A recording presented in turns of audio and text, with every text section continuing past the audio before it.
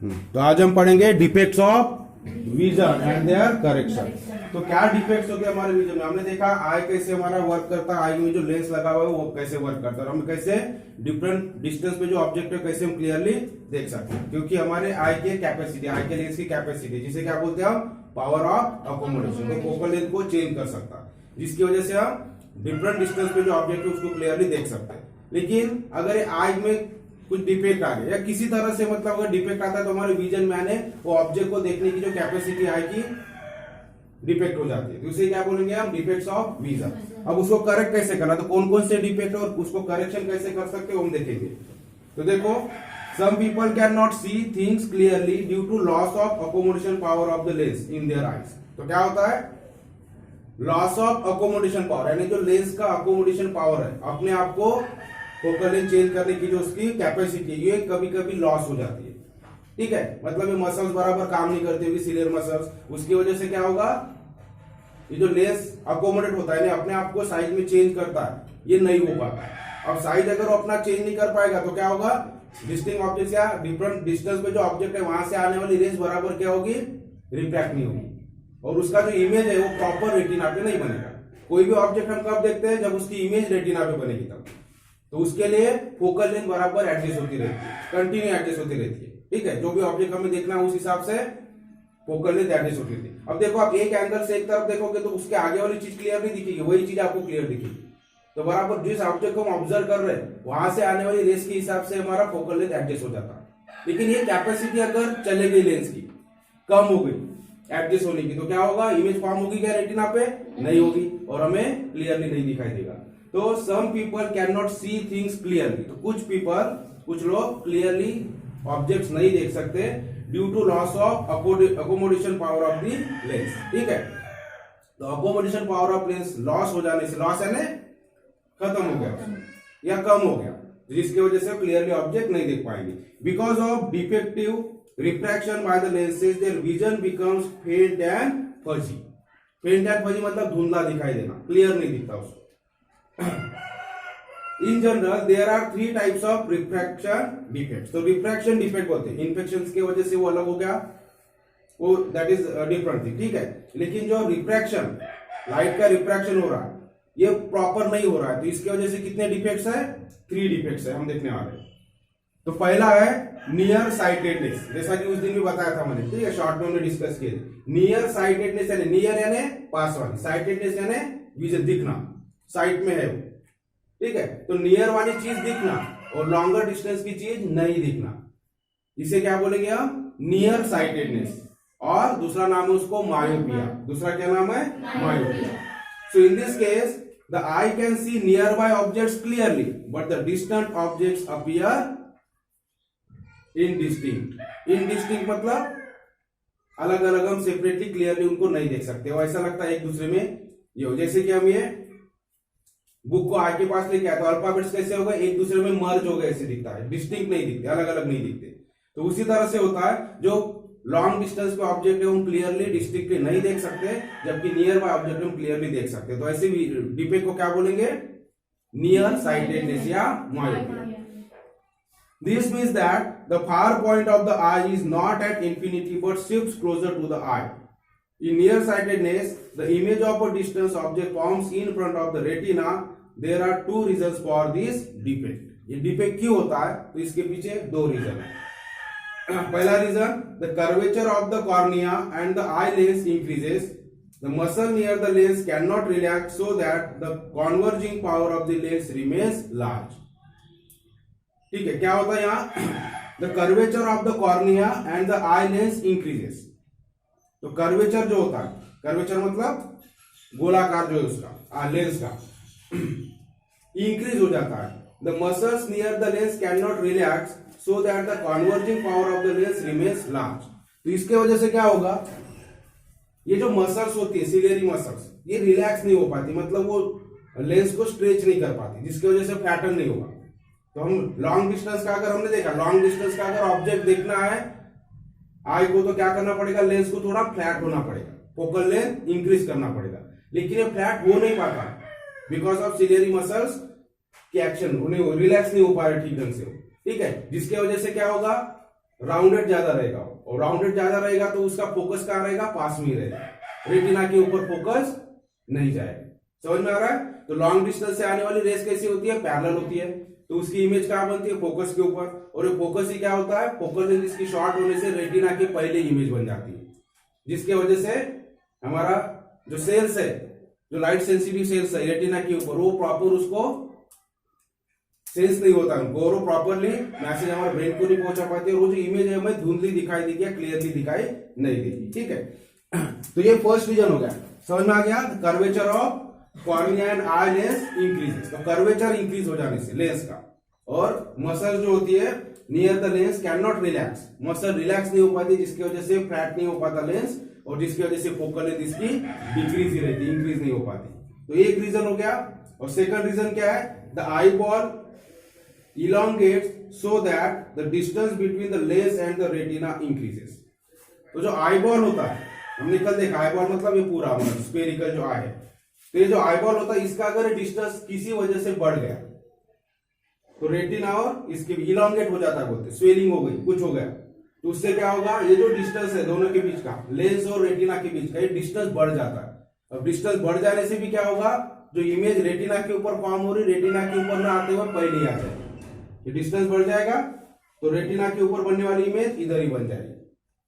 तो इस तरह से दो रीजन हो सकते हैं किसके, नियर साइटेडनेस के, मतलब लॉन्ग शॉर्ट डिस्टेंस की या नियर बाय ऑब्जेक्ट तो हमें अच्छी तरह दिखाई देते हैं, लेकिन जो लॉन्ग डिस्टेंस का ऑब्जेक्ट है वहां से आने वाली रेज बराबर रिफ्रैक्ट नहीं हो पाती, जिसके वजह से हमें लॉन्ग डिस्टेंस के ऑब्जेक्ट क्लियरली नहीं दिखाई देते। तो this is known as myopia और नियर साइटेडनेस। ठीक है, अब देखो इस डिफेक्ट को हम क्लियर कैसे करेंगे या करेक्ट कैसे करेंगे इस डिफेक्ट को। तो प्रॉब्लम कहां हो रही है, हम नॉर्मली हम देखते हैं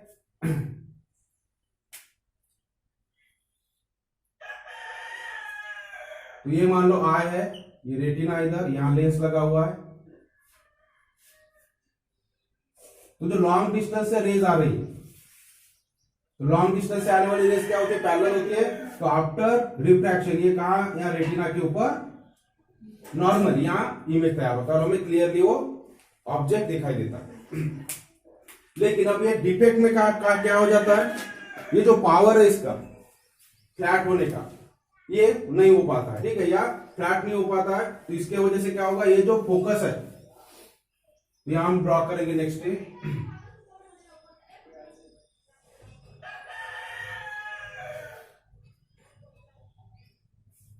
तो लेंस ठीक ढंग से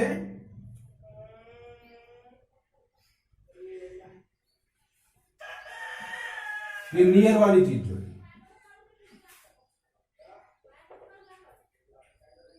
नॉर्मली इस तरह से होना चाहिए, जो लॉन्ग डिस्टेंस पे ऑब्जेक्ट होता है तो इस तरह से नॉर्मली होना चाहिए, यहां इमेज होनी चाहिए।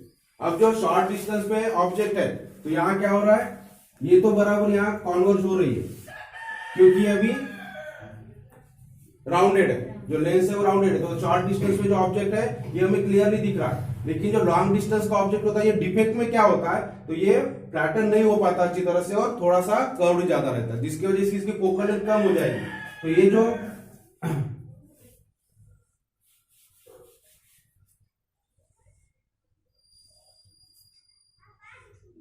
अब जो लॉन्ग डिस्टेंस से जो आ रही है, लेकिन ये ज्यादा पैटर्न कर्व होने से ये जो फोकस है ये कहां हो जाता है, रेटिना के पहले आ जाता है। जो इमेज बन रही है वो कहां बन रही है, ये रेटिना यहां बननी चाहिए तो पहले ही बन रही है। क्यों हो रहा है ऐसे, क्योंकि ये फ्लैटन नहीं हो पा रहा। हमने देखा दो रीजन है, लेंस ज्यादा कर्व हो जाता है क्योंकि जो मसल्स है वो रिलैक्स नहीं हो पाती। मसल का रिलैक्स होना मतलब इधर होना, खींचता है, जब मसल रिलैक्स होती है तो लेंस क्या होता है, फ्लैटन होता है, और मसल जब कॉन्ट्रैक्ट होती है तो ये भी कॉन्ट्रैक्ट हो जाता है और राउंडेड हो जाता है। तो मसल्स की एक्शन ठीक ढंग से नहीं होने से डिफेक्ट हो सकता है। ठीक है, जनरली ओल्ड एज में ज्यादा देखने को मिलता है ये जो डिफेक्ट्स है। तो इससे क्या होगा, जो रेज आ रही इंसिडेंट में, तो हम क्या बोल रहे हैं कि डिस्टेंट वाला ऑब्जेक्ट जो लॉन्ग डिस्टेंस पे, वो ऑब्जेक्ट हम नहीं देख पा रहे। क्यों नहीं देख पा रहे, तो लॉन्ग डिस्टेंस से आने वाली रेज क्या हो रही है, रेटिना के पहले कॉन्वर्ज हो रही है, तो इमेज रेटिना पे हो रही क्या, नहीं हो रही। तो क्या होगा, इससे क्लियरली इमेज हमें नहीं दिखेगी। तो इसे क्या बोलते हैं हम, नियर साइटेडनेस। अब इसको करेक्ट कैसे करेंगे, तो करेक्ट करने के लिए क्या करना है हमें, ये पोजीशन आनी चाहिए हमको। तो क्या करेंगे अब ये पैरेलल रेज आ रही है, तो पैरेलल रे को क्या करेंगे हम, एक पर्टिकुलर डायरेक्शन से उसको थोड़ा शिफ्ट करना पड़ेगा, उसका एंगल चेंज करना पड़ेगा। जैसे कि यहाँ हो रहा है, नियर साइटेडनेस है, मतलब पास वाला ऑब्जेक्ट दिख रहा है क्योंकि पर्टिकुलर एंगल से आ रही है, ये रेज जो आ रही है एक एंगल बना रही है, पैरेलल नहीं है, जिसकी वजह से क्या होगा, यहाँ फोकस हो रहा है उसका। तो उसी तरह से हमें यहाँ क्या करना पड़ेगा, तो कब होगा, तो ये जो रेज आ रही पैरेलल, इसको थोड़ा सा डाइवर्ज करना पड़ेगा एंगल। अगर हम इसको कॉन्वर्ज करें, यहाँ अगर हम कॉन्वेक्स लेंस लगा दें, तो फिर से कॉन्वेक्स लेंस क्या करता है, रेज को कॉन्वर्ज करता है, तो रेज तो फिर से पास में आ जाएगी, तो वो इधर ही आ जाएगी इमेज, ठीक है। लेकिन हमें क्या करना है, अगर ये रिफ्रैक्शन दूर तक लेके जाना है, तो रेज को क्या, इंसिडेंट रे को क्या करना पड़ेगा, थोड़ा इस एंगल से यानी डाइवर्ज करना पड़ेगा, पहले फैलाना पड़ेगा उसको। तो इधर हम थोड़ा सा करेंगे तो क्या होगा, उसका एंगल यहाँ पे आएगा। तो इसके लिए यहाँ क्या यूज करना पड़ता है फिर, कॉनकेव लेंस, ठीक है। तो आपका आई के सामने अगर हम कॉनकेव लेंस लगा देंगे, ठीक है, आई के सामने अगर कॉनकेव लेंस आ जाएगा, तो क्या होगा, ये जो पैरेलल रेज आ रही है लॉन्ग डिस्टेंस वाले ऑब्जेक्ट से, ये यहां पर क्या हो जाएगी, थोड़ी डाइवर्ट हो जाएगी। थोड़ा नीचे ले लेता हूं मैं,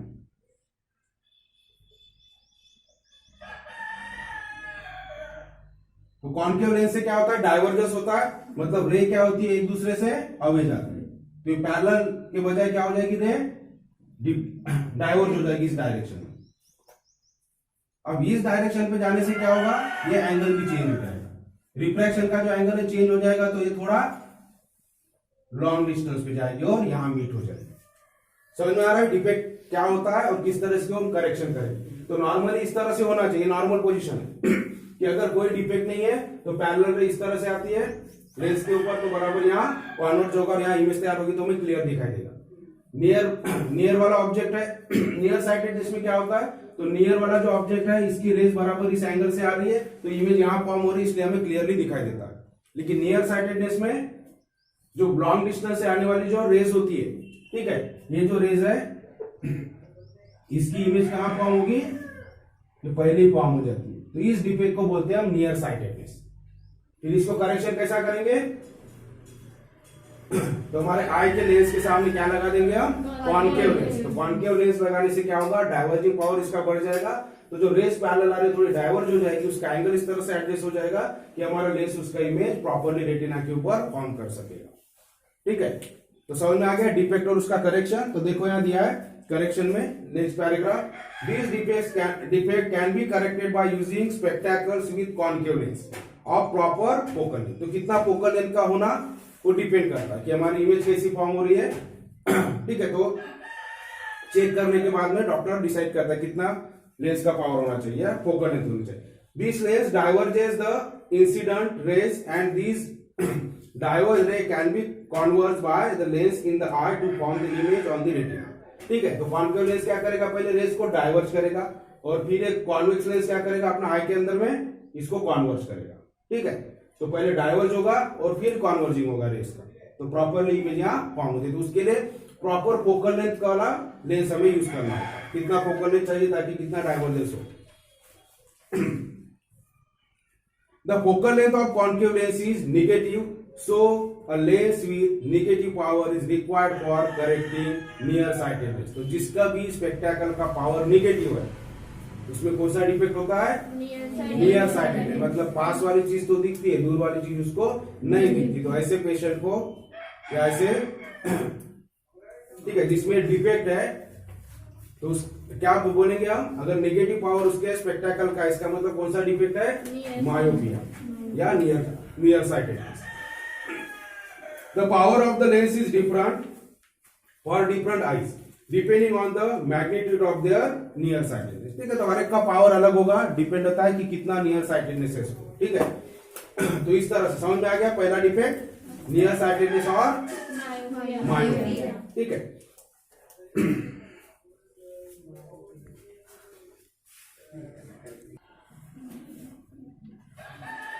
ठीक है, तो आपको ये पॉइंट्स नोट कर लेना है। व्हाट इज नियर साइटेडनेस और मायोपिया, तो डेफिनेशन यहाँ लिख के दिया हुआ है, it is the defect of eye in which a human eye can see nearby object distinctly but is unable to see distant objects clearly, ठीक है। तो नियर बाय ऑब्जेक्ट क्लियरली देख सकते हैं बट डिस्टेंट ऑब्जेक्ट यानी long distance वाले object clearly नहीं देख सकते, that is called myopia. In myopia तो इमेज कहां फॉर्म होती है? In front of retina. हमें ध्यान में रखना है कि मायोपिया में इमेज कहां फॉर्म होती है? रेटिना के पहले। So in myopia the image of the distant object is form in front of retina. इसकी वजह से हम डिस्टेंट ऑब्जेक्ट को क्लियरली नहीं देख सकते। फिर पॉसिबल रीजन क्या है? So there are two possible reason for myopia. एक तो मायोपिया क्या है, फिर रीजन क्या है? तो two possible reason, as ciliary muscles do not relax. तो हमने देखा ज्यादा कर्व होता है, ठीक है, किसकी वजह से? ये सिलियरी मसल रिलैक्स नहीं हो पाती, जिसकी वजह से फ्लैटन नहीं हो पाता, स्ट्रेच नहीं होता। सो शॉर्ट में हम लिखेंगे as ciliary muscles do not relax sufficiently converging power of eye lens becomes high. तो सिलियरी मसल्स रिलैक्स नहीं होगी तो ये ज्यादा राउंडेड रहेगा, तो इसका कॉन्वर्जिंग पावर क्या होगा? हाई रहेगा, ज्यादा कॉन्वर्ज करेगा, जिसकी वजह से इमेज दूर बनने के बजाय जल्दी कॉन्वर्ज हो जाएगी, ये तो पास में बनेगी। Second, the distance between lens and retina increases as the eyeball is elongates or lens is curved। तो लेंस कर्व होने की वजह से डिस्टेंस क्या हो जाएगा? बढ़ जाएगा। The distance between lens and the retina increases। एक तो आईबॉल इलोंगेट हो रहा है, किसी डिफेक्ट की वजह से इलोंगेट हो रहा है मान लो, तो क्या होगा? डिस्टेंस बिटवीन लेंस और रेटिना बढ़ जाएगा, तो फिर से इमेज इधर ही फॉर्म हो जाएगी। तो हो गया दो रीजन। फिर करेक्ट कैसे करना? तो this defect can be corrected by using spectacles with concave lens. तो कॉन्केव लेंस से हम इसको करेक्ट कर सकते हैं, और प्रॉपर फोकल लेंथ, ठीक है, प्रॉपर फोकल लेंथ जितना रिक्वायर्ड है, तो डिफरेंट पीपल के लिए वो डिफरेंट हो सकता है। So this lens causes light ray to, तो ये लेंस क्या करता है? तो this causes light rays to diverge before they strike the lens of the eye. तो आई के लेंस पे स्ट्राइक होने के पहले ही क्या होगा? ये लेंस रहेगी, कॉन्केव लेंस लगाने से पहले उसको स्ट्राइक होगा और डाइवर्ज हो जाएगी, ठीक है। तो आई के लेंस पे जो रेज आ रही है वो कॉन्केव लेंस की वजह से पहले डाइवर्ज हो जाएगी। The focal length of the concave lens is so chosen that it creates required divergence, and hence after the converging action of the eye lens the image is formed on the retina। तो ये focal length ऐसी हम choose करते हैं ये concave lens की कि proper divergence हो जाए जितना हमें रिक्वायर्ड है। तो रिक्वायर्ड डाइवर्जेंस होगा ताकि जो हमारा लेंस है आई लेंस उसको कॉन्वर्ज कर सके फोकस को रेटिना के ऊपर, ठीक है। रेस को कॉन्वर्ज करेगा तो इमेज कहां फॉर्म होगी? रेटिना के ऊपर। तो इस तरह से फोकल लेंथ यहाँ में चूज करना होता है, प्रॉपर फोकल लेंथ। तो समझ में आ गया? ये हो गया करेक्शन। और आपको डायग्राम आपके बुक से बना लेना है। ये डायग्राम है, तो near object can be seen clearly, ये नॉर्मल है नियर ऑब्जेक्ट को, तो नियर साइटेडनेस है, इसका मतलब नियर ऑब्जेक्ट को हम क्लियरली देख रहे हैं। फिर डिफेक्ट क्या होगा? Myopic eye. तो मायोपिक आई मतलब जो लॉन्ग डिस्टेंस से रेज आ रही है वो कहां पर मीट हो रही है? इमेज कहां फॉर्म हो रही है? In front of retina. फिर उसको करेक्शन कर लिया हमने, तो करेक्शन करने के लिए क्या किया? पैरेलल रेस के बीच में आई के पहले कॉन्केव लेंस लगा लिया, तो अब इमेज कहां फॉर्म होगी? रेटिना। तो ये हो गया करेक्शन, ये हो गया डिफेक्ट, और ये हो गया नियर ऑब्जेक्ट क्लियरली देखते वो चीज होगी। तो थ्री फिगर्स आपको देना। अब इसमें से देखो कभी कभी क्वेश्चन आता है, अगर इस तरह से आपको जिससे फिगर दिया होगा, क्वेश्चन में इस तरह से फिगर दिया रहेगा और आपको क्वेश्चन पूछा जाएगा name the defect of the thick eye. तो आई का कौन सा डिफेक्ट है? तो कौन सा होगा? ये मायोपिया। अगर ये पैरेलल रेज आपको दिखाई दे रही है और फोकस अगर या इमेज कहां फॉर्म हो रही है? रेटिना के पहले अंदर में, ठीक है, इन फ्रंट ऑफ रेटिना, तो ये कौन सा डिफेक्ट होगा? मायोपिया या नियर साइटेडनेस। फिर आपको पूछा जाएगा give possible reasons for this defect, तो आपको ये दो रीजन देना जो यहाँ पे दिखा दिया है आपके बुक में। फिर how you can correct this defect? तो we can correct this defect by using concave lens in spectacle in front of eye lens, ठीक है। तो इस तरह से हमें क्वेश्चन के आंसर देना है। अभी हम आएंगे नेक्स्ट इस पे फार साइटेडनेस और हाइपरमेट्रोपिया।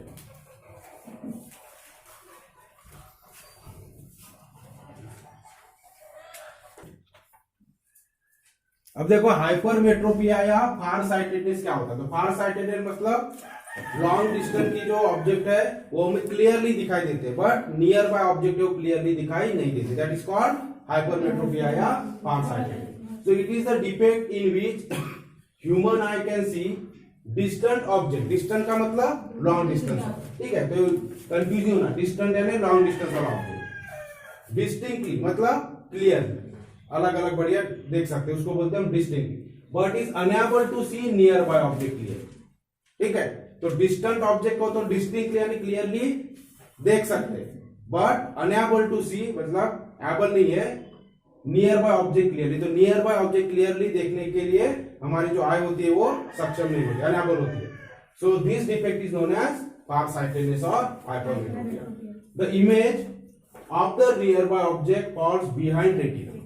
तो मायोपिया होता है वहां इमेज कहां होती है, इन फ्रंट ऑफ रेटिना, और हाइपरमेट्रोपिया में इमेज कहां बनेगी, बिहाइंड, मतलब रेटिना के बाहर जाएगी इधर, आगे देंगे। तो इस डिफेक्ट को बोलते हैं हम फार साइटेडनेस। अब इसके दो रीजन क्या है, पॉसिबल रीजन किस वजह से डिफेक्ट हो सकता है।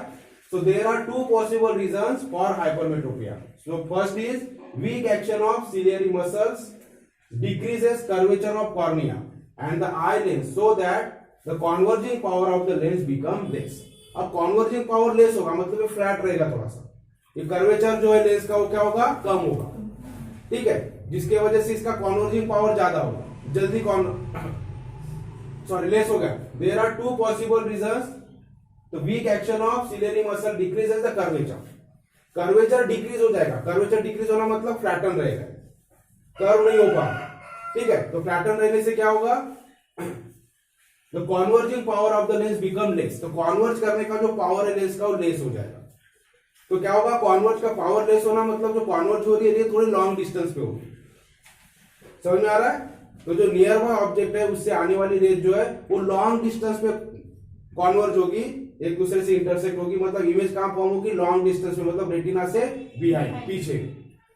कॉन्वर्जिंग पावर कम होगा, कॉन्वर्ज अच्छा होना मतलब जल्दी कॉन्वर्ज होगा, उसको बोलते हैं कॉन्वर्जिंग पावर इंक्रीज होना। और लेस होना मतलब कॉन्वर्ज नहीं हो पाना जल्दी, जिसकी वजह से रेस क्या होगी, लॉन्ग डिस्टेंस ट्रैवल करेगी, कॉन्वर्ज नहीं हो रही। क्यों नहीं हो रही, क्योंकि अब कर्व नहीं हो रहा। जितना ज्यादा कर्व होगा लेंस उतना कॉन्वर्ज जल्दी होगा, कॉन्वर्जिंग पावर उसका ज्यादा होगा, और जितना फ्लैट होगा उसका कॉन्वर्जिंग पावर कम होगा और लॉन्ग डिस्टेंस पे कॉन्वर्ज होगा, ठीक है। तो वही है, ये जो सिलियरी मसल्स है, weak action of ciliary muscles, इसके एक्शन नहीं हो रही है अच्छी तरह से, जिसके वजह से ये फ्लैट का फ्लैट ही बना रहा है, वो कर्व नहीं हो रहा है, जिसके वजह से उसका कॉन्वर्जिंग पावर क्या हो जाएगा, लेस हो जाएगा। मायोपिया में क्या होता है, कॉन्वर्जिंग पावर ज्यादा हो जाता है क्योंकि वो फ्लैट नहीं हो पाता, ठीक है, वो राउंडेड रह जाता है, फ्लैट नहीं हो पाता, जिसकी वजह से कॉन्वर्जिंग पावर ज्यादा होता है तो image in front of retina आ जाती है। और यहाँ उल्टा होता है हाइपरमेट्रोपिया, या नियर बाय ऑब्जेक्ट की फार साइटेडनेस, जो फार लॉन्ग डिस्टेंस वाला जो ऑब्जेक्ट है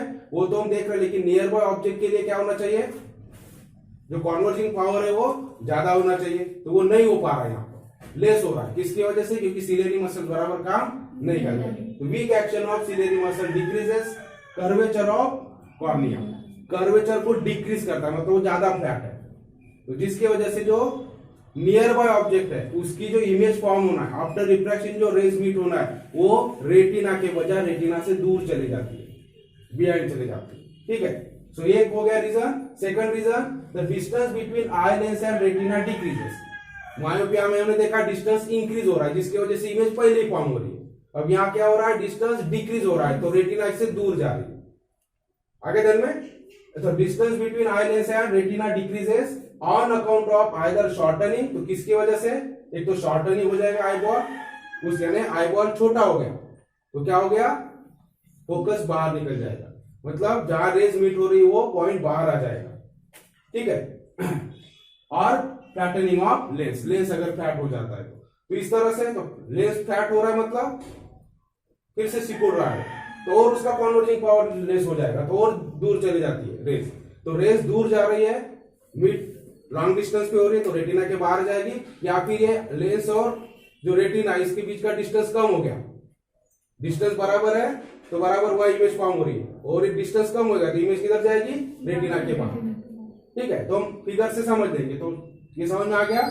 रीजन सब करेक्शन कैसे करेंगे आप, मायोपिया के लिए हमने क्या किया, तो डाइवर्ज करना था हमें, वो आई लेंस के ऊपर रे आने के पहले उसको हम डाइवर्ज कर दिए, ताकि उसका कॉन्वर्जिंग होके कहा जाए, वो रेटिना के ऊपर, क्योंकि इमेज कहां बन रही थी, रेटिना के पहले, तो उसको थोड़ा लॉन्ग डिस्टेंस पे ले जाने के लिए हमने क्या किया, पैरेलल रे को डाइवर्ज कर दिया, ताकि उसका एंगल थोड़ा और इंक्रीज हो जाए और रेटिना के ऊपर आ जाए।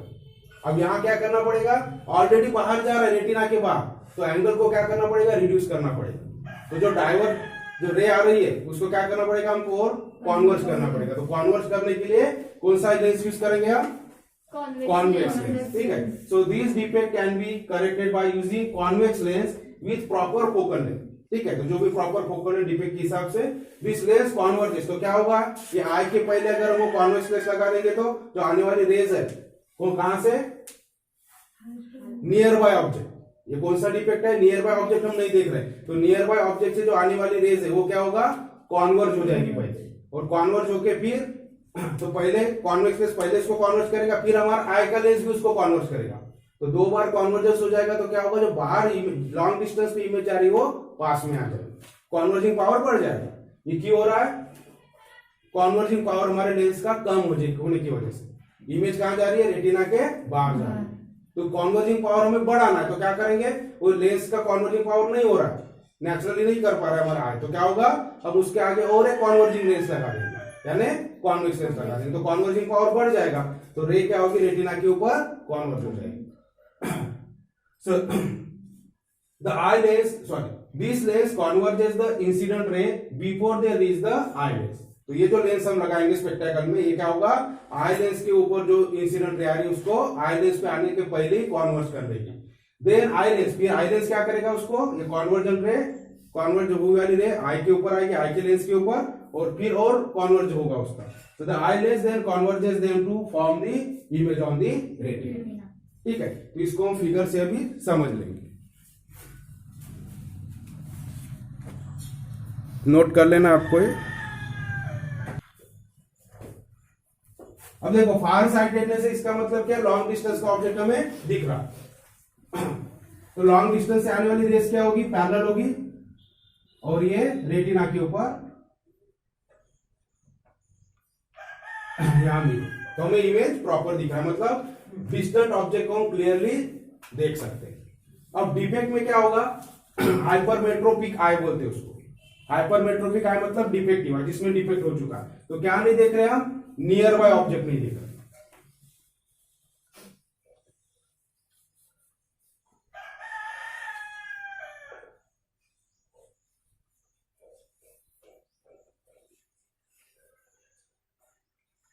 तो मान लो ये नियर बाय ऑब्जेक्ट है, यहां से आने वाली रे है, तो क्या हो रहा है, इसका कॉन्वर्जिंग पावर कम हो रहा है लेंस का, ये क्या डिफेक्ट है, मसल्स की एक्शन नहीं हो रही बराबर, जिसकी वजह से कॉन्वर्ज नहीं हो, मतलब ये फ्लैट का फ्लैट ही बना है, वो ज्यादा कर्व नहीं हो रहा, जिसकी वजह से कॉन्वर्जिंग पावर उसका कम होगा, कॉन्वर्जिंग पावर कम होने से क्या होगा, ये रे इधर बाहर मीट हो रही है, तो यहाँ रेटिना है, लेकिन ये कहां मीट हो रही है, बिहाइंड द रेटिना, तो इमेज हमें क्लियरली दिखेगा कि अगर इमेज रेटिना पे बन ही नहीं रही है तो हमें वो ऑब्जेक्ट क्लियरली नहीं दिखाई देगा, तो ये होता है डिफेक्ट। ठीक है, तो ये नियर बाय ऑब्जेक्ट है, तो इसकी इंसिडेंट रे इस तरह से आएगी आई के ऊपर, लेकिन ये अच्छी तरह से इसका पावर जो कॉन्वर्जिंग पावर नहीं बढ़ रहा है, बिकॉज ये मसल जो बराबर काम नहीं कर रही, या ये पैटर्न का पैटर्न है, ये राउंडेड नहीं हो रहा। ठीक है, जिसकी वजह से ये जो रिफ्रैक्टेड रेज है कहां मीट हो रही है, रेटिना के बाहर बिहाइंड इट हो रही है, तो ये हो गया डिफेक्ट, तो इसको बोलेंगे हम हाइपरमेट्रोपिक आई।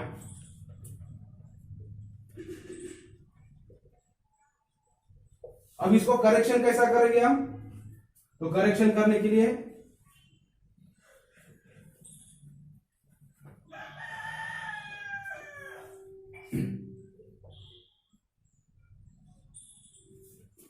अभी आई को तो हम आई की कैपेसिटी नहीं है उतनी कॉन्वर्ज करने की, तो हमें क्या करना पड़ेगा, रे को यहां आने के पहले ही कॉन्वर्ज कर लेना पड़ेगा, ताकि ये जो एंगल है रे का आने वाला एंगल, ये क्या हो जाए, पहले ही कॉन्वर्ज हो जाएगा, तो यहां आ जाएगी। ठीक है, तो ये कॉन्वर्ज करने के लिए इसके आगे हम क्या लगा देते हैं, कॉन्वेक्स लेंस लगा देंगे, तो जो भी रे यहां आ रही है, तो सबसे पहले आई के लेंस के ऊपर स्ट्राइक होने के पहले कहां स्ट्राइक होगी, वो ये लेंस के ऊपर, और यहां से कॉन्वर्ज हो जाएगी, तो ऑलरेडी यहां से कॉन्वर्ज होगी और फिर कॉन्वर्ज होगी, तो क्या होगा, ये जो लॉन्ग डिस्टेंस पे जाने वाली इमेज थी क्या कहां आएगी, रेटिना के ऊपर, इस तरह से। तो इस तरह से ये डिफेक्ट को हम करेक्ट कर सकते हैं हाइपरमेट्रोपिया को। आगे ध्यान में, हाइपरमेट्रोपिया में इमेज कहां फॉर्म होती है, बिहाइंड द रेटिना। ठीक है, इसको करेक्ट कैसा करेंगे, by using convex lens in front of I, sorry in front of eye lens, तो आई लेंस के स्पेक्टेकल, तो क्या होता है, ये कॉन्वर्जिंग लेंस यानी कॉन्वेक्स लेंस अगर हम यहां यूज करेंगे तो जो रेज आ रही है फोकल लेंथ क्या होती है, पॉजिटिव। तो ये पावर क्या होगा फिर स्पेक्टेकल का? पॉजिटिव। तो हमेशा ध्यान में रखना है हाइपरमेट्रोपिया का अगर पेशेंट है या डिफेक्ट है तो उसमें क्या होगा? पॉजिटिव जो पावर स्पेक्टेकल होगा उसका पावर क्या होगा? पॉजिटिव, क्योंकि लेंस कौन सा यूज कर रहे हैं? कॉन्वेक्स, और उसकी फोकल लेंथ क्या होती है? पॉजिटिव। उसी तरह से मायोपिया में जो स्पेक्टेकल यूज होगा उसका पावर क्या होगा? हमेशा निगेटिव, क्योंकि मायोपिया का डिफेक्ट हम किससे करेक्ट कर सकते हैं? कॉनकेव लेंस, और कॉनकेव लेंस का फोकल लेंथ क्या होता है? निगेटिव होता है, तो उसका पावर भी निगेटिव। अब कितना पावर होगा ये किसके ऊपर डिपेंड होता है? कितना डिफेक्ट है उसके ऊपर, पर्सन टू पर्सन ही वैरी होगा। किसके आई में कितना डिफेक्ट है उसके हिसाब से वो पावर फिक्स है, उसके हिसाब से फोकल लेंथ एडजस्ट की जाएगी वो लेंस की, ठीक है। अब ज्यादा ही डिफेक्ट है, बहुत ज्यादा उसको प्रॉब्लम है तो उसका पावर ज्यादा होगा, कम है तो इस तरह से जो भी एडजस्टमेंट है डिपेंड करता है पेशेंट टू पेशेंट। तो समझ में आ गया दोनों डिफेक्ट आपको। अभी हम थर्ड पढ़ेंगे तो आपको ये डायग्राम भी ड्रॉ कर लेना, ठीक है, जो हमने 3 पॉइंट्स लिखा, और आपको मेन 2-3 चीजें क्या ध्यान में रखना है? निगेटिव पॉजिटिव जो पावर बताया, ठीक है। तो हमेशा ध्यान में रखेंगे मायोपिया में स्पेक्टेकल का पावर निगेटिव होता है और हाइपरमेट्रोपिया में स्पेक्टेकल का पावर पॉजिटिव। ये चीजें हम ध्यान रखेंगे। अब देखो प्रेस बायोपिया। प्रेस बायोपिया क्या है? Generally the focusing power of the eye lens become decreases with age. तो एज के साथ, जैसे ओल्ड एज होती है हमारी तो क्या हमारी मसल्स वैसी वीक होती है, तो हर ऑर्गन की धीरे धीरे मसल्स क्या होती है? वीक होना चालू होती है। तो हमारे आई की भी मसल्स क्या होगी? सिलियरी मसल जो होती है, जो सराउंडेड होती है लेंस को, तो क्या होगी? वीक हो जाएगी, उतना अच्छे तरह से काम नहीं कर पाएगी। तो muscles near the lens lose their ability to change the focal length of the lens. अब ये लेंस की फोकल लेंथ किसकी वजह से चेंज हो रही है? पहले बताया कि मसल्स उसको कॉन्ट्रैक्ट करती है, रिलैक्स होती है। रिलैक्स होगी तो पैटर्न होगा तो फोकल लेंथ इंक्रीज होगी, और मसल्स कॉन्ट्रैक्ट होगी तो वो राउंडेड होगा तो फोकल लेंथ डिक्रीज होगी। ये किसकी वजह से हो रहा है? मसल्स की एक्शन की वजह से। अब मसल्स ही बराबर एक्शन नहीं करेगी तो क्या होगा? वीक हो जाएगी तो क्या होगा? The near point of the lens shift farther from the eye, because of this old people can not see nearby object clearly. तो ओल्ड पर्सन में ये वीक हो जाने से मसल्स की एक्शन नियर बाय ऑब्जेक्ट को वो clearly नहीं देख सकते, तो इसे क्या बोलते हैं हम? Presbyopia. आगे दिन में जो ओल्ड एज के पेशेंट है पर्टिकुलरली उनमें ये होता है because of weak action of ciliary muscles. तो क्या करेंगे हम? Person can not see the nearby object clearly. क्यों? कि वीक एक्शन की वजह से फोकल लेंथ चेंज करने की एबिलिटी जो होती है लेंस की वो कम हो जाती है, और नियर बाय ऑब्जेक्ट को पर्सन बराबर नहीं देख सकता ओल्ड एज वाला पर्सन, ठीक है। तो ऐसे डिफेक्ट को क्या बोलेंगे हम? प्रेस। अब है समटाइम्स, नेक्स्ट पैराग्राफ देखो क्या है? Sometimes people suffer from near sightedness as well as far sightedness. Starting में, ठीक है, बोला हमने। अब एक ही स्पेक्टेकल में दोनों भी होता है, ऊपर में एक अलग होता है और नीचे में अलग लेंस लगा होता है। दो टाइप, दोनों लेंस एक ही स्पेक्टेकल में लगे होते हैं। तो कब होता है ये? तो some people suffer from near sightedness as well as far, यानी किसी किसी पर्सन को किसी क्या होता है? दोनों भी डिफेक्ट होते हैं, ना तो दूर का क्लियरली देख सकता है ना नियर बाय ऑब्जेक्ट को क्लियरली देख सकता है। तो अभी दोनों भी डिफेक्ट हमें क्लियर करना है, तो क्या करना पड़ेगा? मायोपिया है मतलब नियर साइटेडनेस है, दूर का नहीं देख सकता, तो उसको कॉनकेव लेंस की जरूरत है उसके स्पेक्टेकल में। और लॉन्ग डिस्टेंस का नहीं देख रहा है, सॉरी, और लॉन्ग डिस्टेंस का देख रहा है, नियर बाय ऑब्जेक्ट को नहीं देख रहा है, तो क्या करना पड़ेगा? कॉन्वेक्स लेंस यूज करना पड़ेगा। तो उसके स्पेक्टेकल में हम दोनों भी लेंस एडजस्ट कर लेते हैं ताकि वो दूर का भी देख सके और नियर बाय ऑब्जेक्ट भी देख सके। So in such a case bifocal lenses are required. तो उसको क्या बोलते हैं? Bifocal lenses are required to correct the defect. In such lenses, the upper part is concave lens and corrects nearsightedness, while the lower part is convex lens which corrects the farsightedness. तो हमें near sightedness को correct करने के लिए क्या करना है? Concave lens लगाना है। तो जो स्पेक्टेकल का अपर पार्ट होता है, इस तरह से स्पेक्टेकल होता है,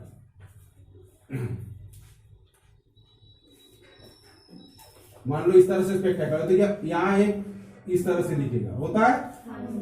केयरफुली आप ऑब्जर्व करेंगे तो इतना पार्ट आपको थोड़ा डिफरेंट दिखता है। तो ये जो लोअर पार्ट है यहाँ कौन सा लेंस लगा होता है? Convex lens. और जो अपर पार्ट है यहाँ क्या होता है? Concave lens. तो इस तरह से एक ही ग्लास के अंदर दोनों भी लेंस दिए जाते हैं। कब? When the person is suffering from both near sightedness as well as far sighted. जब पर्सन दोनों भी डिफेक्ट से अगर सफर हो रहा है तो दोनों डिफेक्ट करेक्ट करने के लिए इस तरह से उसके बायफोकल लेंस वाहन लगाए जाते हैं। बायफोकल मतलब दो इसके, एक कॉन्केव वाला और एक कॉन्वेक्स वाला। तो समझ में आ गया। प्रेस बायोपिया ओल्ड एज पेशेंट में होता है जनरली। सिलेरी मसल्स के एक्शन कम होने से जो कॉन्वर्जिंग पावर है लेंस का या लेंस का जो फोकल लेंथ चेंज करने का पावर है वो कम हो जाता है, जिसकी वजह से नियर बाय जो ऑब्जेक्ट्स है वो नहीं देख सकते। तो इस डिफेक्ट को क्या बोलते हैं हम? प्रेस बायोपिया। और जब दोनों भी डिफेक्ट आ जाते हैं पर्सन में तो उसको करेक्ट करने के लिए हम उसके स्पेक्टेकल में दोनों लेंस का यूज करते हैं। तो जो लोअर पोर्शन में लेंस होता है हमेशा कॉन्वेक्स लेंस होता है, क्योंकि ये नियर बाय ऑब्जेक्ट को देखने के लिए होता है। तो देखना वो जो स्पेक्टेकल यूज करते हैं दोनों लेंस वाले, वो जब नीचे का देखते तो थोड़ा सा चश्मे को ये करते, और ऊपर का देखना रहा तो दूर का देखना, मतलब यहां से देखेंगे ऊपर से, और जो पास वाली चीजें उनको देखना है, पढ़ना है, कुछ करना है तो इसमें से उन देखेंगे। ठीक है। तो इस तरह से हमारा डिफेक्ट वाला पार्ट होता है। देखो और क्या दिया, ट्राई इसमें make a list of students in your class using spectacles.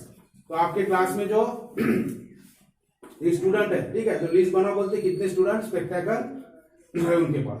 Record the power of their lenses, और उनको पूछो कि आपके लेंस का पावर कितना है, चश्मे का पावर कितना है स्पेक्टेकल का। Find out and note which type of defect of vision they suffer from, और उनके पावर के ऊपर से आप बताओ बोलते हैं कि किसको कौन सा डिफेक्ट हुआ।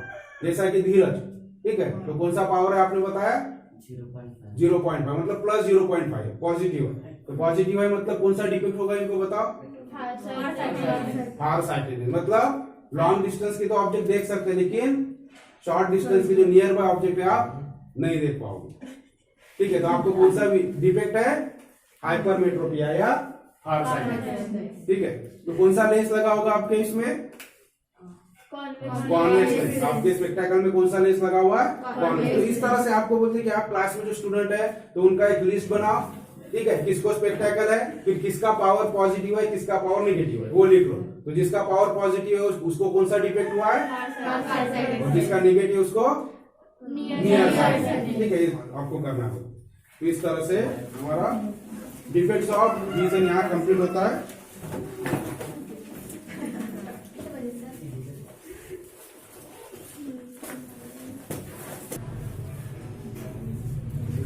अब देखो जनरल, अब नेक्स्ट टॉपिक हम पढ़ेंगे apparent size of an object. ठीक है, तो देखो अब जो सेम हाइट के अगर दो ऑब्जेक्ट है, मान लो सेम साइज के दो ऑब्जेक्ट है, लेकिन एक आपकी नियर है और एक बहुत ज्यादा डिस्टेंस पे। तो जो नियर, हालांकि हाइट उनकी सेम है या साइज उनका सेम है, लेकिन जो नियर वाला ऑब्जेक्ट है आपको बड़ा दिखाई देगा, और उसी साइज का उसी हाइट का जो लॉन्ग डिस्टेंस का ऑब्जेक्ट है वो छोटा दिखाई देगा। जबकि एक्चुअल साइज तो सेम है, तो सेम दिखना चाहिए हमें, लेकिन हमारी आई उसको सेम नहीं दिखती। ऐसा क्यों? अगर आप किसी बहुत पहाड़ी होती है, हिल होती है, उसके पास जाओ, एकदम पास से देखोगे तो आपको इतनी बड़ी दिखेगी वो, ऐसा देखना पड़ेगा आपको। और उतनी हाइट वाली अगर लॉन्ग डिस्टेंस में पहाड़ी तो उसको ऐसे नॉर्मल दिखेगी, तो सी दिखेगी आपके हाथ में। आप ऐसा हाथ लाओगे तो मेरे हाथ में आ गई बोलोगे, जबकि मान लो साइज सेम है उनका, हाइट सेम है हिल की, फिर भी ऐसा होता है। या कोई पोल ले लो, तो हम एग्जाम्पल देखेंगे। मान लो ये PQ एक ऑब्जेक्ट है और ये इसकी PQ क्या है, उसकी हाइट है। ठीक है, अब इसको हम यहां से देख रहे हैं, आई हमारा ऑब्जर्व कर रहा है, तो ये पूरे जो ऑब्जेक्ट है इसका किस एंगल से हमारा आई देख रहा है, मान लो अल्फा एंगल। ये एंगल क्या है, जो एंगल सबटेंड कर रहा है एट द आर, ये हो गया अल्फा। तो ये एंगल देखो बड़ा है, और इतना है ऑब्जेक्ट सेम साइज वाला, सेम हाइट वाला ऑब्जेक्ट इस पोजीशन पे, थोड़ा लॉन्ग डिस्टेंस पे, तो ये कितना एंगल सबटेंड कर रहा है के साथ, ये बी के बराबर। ठीक है, जो शॉर्ट डिस्टेंस पे ऑब्जेक्ट है ये क्या एंगल बना रहा है, इतना एंगल बना रहा है हमारे आई के साथ, अल्फा। और जो सेम साइज का ऑब्जेक्ट है लेकिन लॉन्ग डिस्टेंस पे होने से जो एंगल सबटेंड कर रहा है आई के साथ, ये क्या है, स्मॉल हो गया। तो जैसे जैसे ऑब्जेक्ट का डिस्टेंस बढ़ते जाएगा तो angle subtended by object with I become small. तो एंगल जो आई के साथ एंगल बन रहा है इस ऑब्जेक्ट का, वो क्या होता है, स्मॉल होते जाता है। जैसे जैसे ऑब्जेक्ट क्या होगा, दूर होते जाएगा, अवे जाएगा हमारे आंख से, ठीक है, आई से। तो बिकॉज ऑफ दिस ये एंगल जो सबटेंडेड एंगल है इसके ऊपर वो साइज हमारा डिपेंड होता है, आई उसको उस तरह से दिखती है। तो जितना स्मॉल एंगल होगा उतना ऑब्जेक्ट हमें क्या दिखाई देगा, स्मॉल दिखाई देगा। ठीक है, तो नियर है तो एंगल ज्यादा बड़ा बन रहा है, तो जिसकी वजह से अब देखो नियर, जैसा भी मैंने बताया नियर बाय ऑब्जेक्ट है लॉन्ग है, तो अगर पोल है बहुत बड़ा तो आपको ऐसे देखना पड़ेगा, एंगल ऐसा बड़ा हो जाएगा, ठीक है। लेकिन वही अगर लॉन्ग डिस्टेंस पे पोल है तो उसका एंगल छोटा हो जाएगा, तो हमें क्या दिखाई देगा, वो स्मॉल दिखाई देगा, बट एक्चुअल वो उतना ही सेम, हाइट सेम है, साइज सेम है उसका। तो देखो आपके बुक में दिया है apparent size of an object, consider two objects PQ and P1Q1, तो PQ एक ऑब्जेक्ट है, दूसरा P1Q1 है, having same size but kept at a different distance from an eye as shown in figure, as the angle alpha subtended by PQ at the eye is larger than the angle beta subtended by P1Q1, PQ appears bigger than P1Q1. So angle subtended by PQ is greater, larger as compared to the angle subtended by this object P1Q1 beta angle. Therefore, the size of PQ is larger than P1Q1. So appear, thus the apparent size of an object depends on the angle subtended by the object at the eye. तो apparent size of object जो होता है किसके ऊपर depend होता है, जो उसने एंगल सबटेंड किया है आई के साथ। तो समझ में आ गया, तो ये हमारा टॉपिक है, शॉर्ट में दिया आपको apparent size of an object, तो समझ में आ गया। अब देखो next, use your brain power. Why do we have to bring a small object near the eyes in order to see it clearly?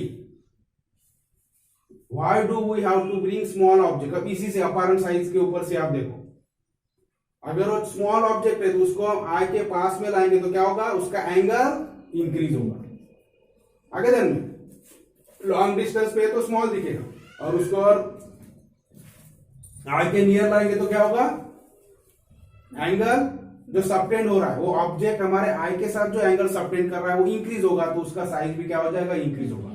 तो जो स्मॉल ऑब्जेक्ट है दूर से हम नहीं देख पा रहे, उसको हम पास में लाएंगे, लेकिन पास में कितना, जो minimum distance of distinct vision है उसके और पास नहीं ला सकते, उसके बाहर ही रखना पड़ेगा। मिनिमम डिस्टेंस तो उतना होना, लेकिन लॉन्ग डिस्टेंस पे तुम देखो, अगर लॉन्ग डिस्टेंस पे आप अपना बुक लोगे तो अल्फाबेट से क्लियरली आप देख नहीं पाओगे, उसको थोड़ा नियर लाओगे तो क्या होगा, क्लियरली दिखेगा, क्योंकि उसका साइज क्या हो जाएगा, अपैरेंट साइज क्या हो जाएगा, भी इंक्रीज हो जाएगा हमारी आई के लिए। आगे ध्यान में, क्योंकि नियर आ रहा है तो उसका एंगल जो सबटेंड हो रहा है आंखों के साथ में, ये क्या हो जाएगा, इंक्रीज हो जाएगा, तो ऑब्जेक्ट हमें थोड़ा लार्ज दिखाई देगा, जिसकी वजह से उसकी इमेज प्रॉपर बनेगी और क्लियरली हम उसको देख सकेंगे। तो वही वहां क्वेश्चन है, why do we have to bring a small object near the eye in order to see it clearly. So by bringing the small object near the eye, the angle subtended by the object increases and we can see clearly that object. ठीक है, उसका angle subtended by increase हो जाता है।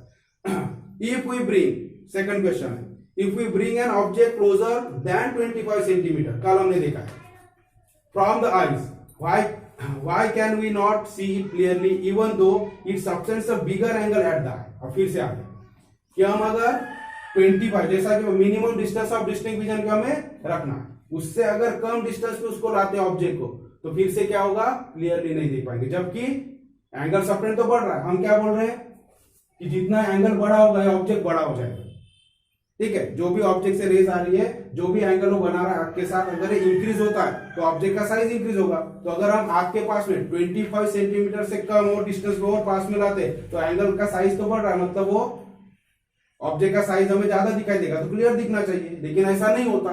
ये question पूछा क्यों ऐसा होता, समझ में आ गया। तो क्यों होगा, क्योंकि भले ही हम पास में ला रहे हैं, दो the angle is increasing, the angle subtended by the object is increasing, but near point क्या होगा, 25 सेंटीमीटर पर ये। तो जो ऑब्जेक्ट है हमारे पास में आने वाला, तो क्या होगा, हमारी आई की पर्टिकुलर कैपेसिटी है, उससे ज्यादा वो क्या होगा, उससे ज्यादा वो राउंडेड नहीं हो सकता। नियर बाय ऑब्जेक्ट देखने के लिए क्या चाहिए, राउंडेड होना चाहिए, उतना ज्यादा वो राउंडेड नहीं हो सकता कि वो क्लियर इमेज फॉर्म कर सके। इसलिए 25 सेंटीमीटर के अंदर अगर हम लाते ऑब्जेक्ट को, तो भले उसका एंगल बड़ा हो, लेकिन हम क्लियरली उसको नहीं देख सकते, क्योंकि उसकी इमेज रेटिना पे फॉर्म नहीं होगी, ठीक है। तो minimum distance of distinct vision 25 centimetre होना चाहिए, तभी उसकी प्रॉपर इमेज हमारे रेटिना पे फॉर्म हो सकती है।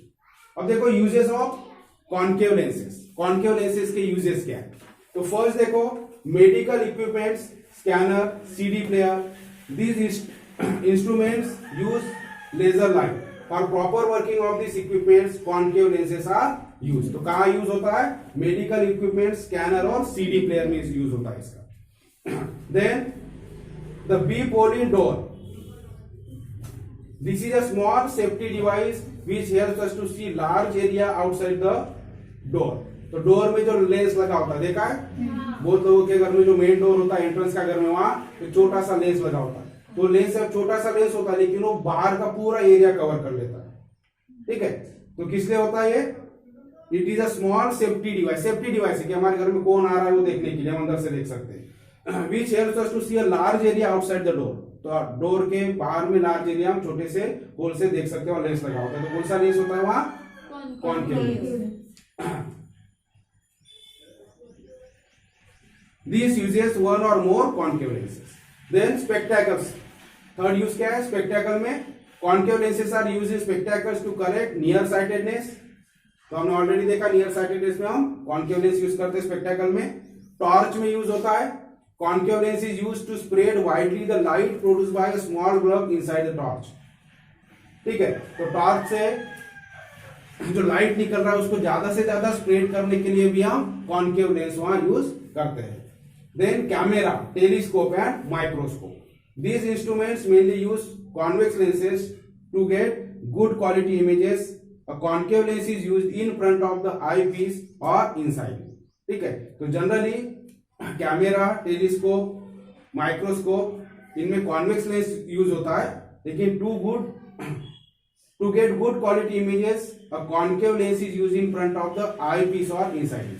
लेकिन आई पीस जो कैमरा वगैरह होते हैं या टेलीस्कोप होते हैं, तो आई पीस जो होता है, आई पीस मतलब आई के पास जो लेंस लगा होता है वहां कॉनकेव लेंस होता है और दूसरा कॉन्वेक्स लेंस होता है। जनरली इसमें कॉन्वेक्स लेंस यूज करते हैं। तो इस तरह से कॉनकेव लेंसेज के यूजेस यहाँ पर आपको दिए हुए थे, नोट कर लेना या यहाँ से आप स्टडी कर सकते हैं। ठीक है, तो presbyopia sorry apparent size of an object हमारा हो गया। उसके बाद में यूजेस ऑफ कॉनकेव लेंसेज हमने